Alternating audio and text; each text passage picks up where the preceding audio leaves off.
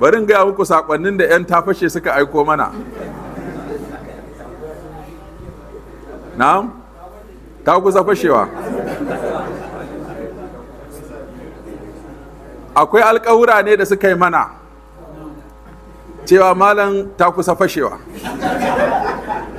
Kuma wani ya ce in ta fashe zai rushe masallacin nan, zai yi mana sabon masallaci.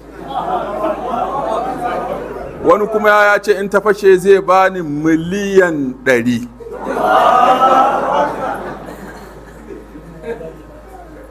Wani ya ce in ta fashe zai sai min mota ta miliyan 150. Wannan ya ce Allah ya ja kwanan malam, idan ta fashe zan nemo ka.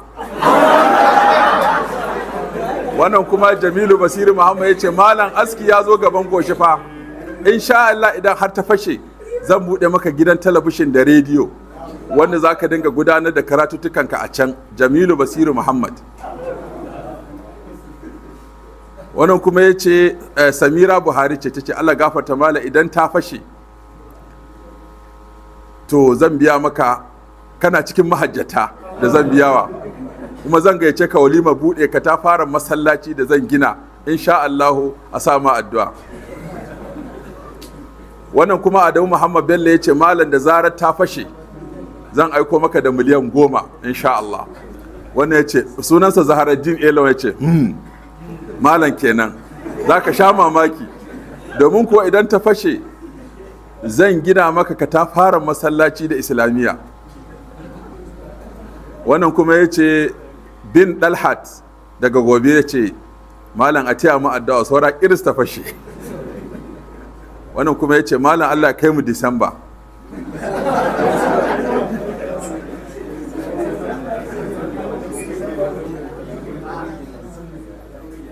Wannan shi ma Shukura Salim ya ce Allah ƙara malam lafiya, idan ta fashe zan gina masallatai da tallafawa marayu.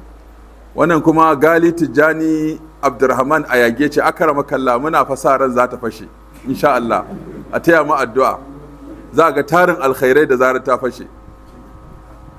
Wanda ya ce malam tare da tarin girmamawa na yi maka alkawarin motar miliyan 120, sunansa Naziru Usman. Ya ce na maka alkawarin motar naira miliyan 120 idan ta fashe. Saboda wannan bayanin da kai za mu baka mamaki insha Allah.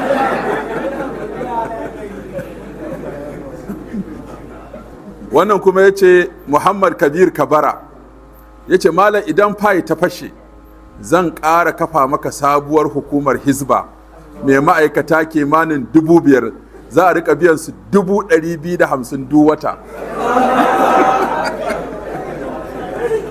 Wanda ya ce a halin yanzu, shi kuma Sadiq Ibrahim Bello ya ce a halin yanzu na kai akarama kalla ina da fayi kusan 100, wanda muna sa ran idan Allah ya sa ta fashe kowane ɗaya zai kai dola 375. Don haka ni alkawarin da zan yi maka shine idan ta fashe kuma ta yi tsada, to in Allah ya yarda zan saya maka mota Fijo 506 mai AC. Wannan marowaci ne.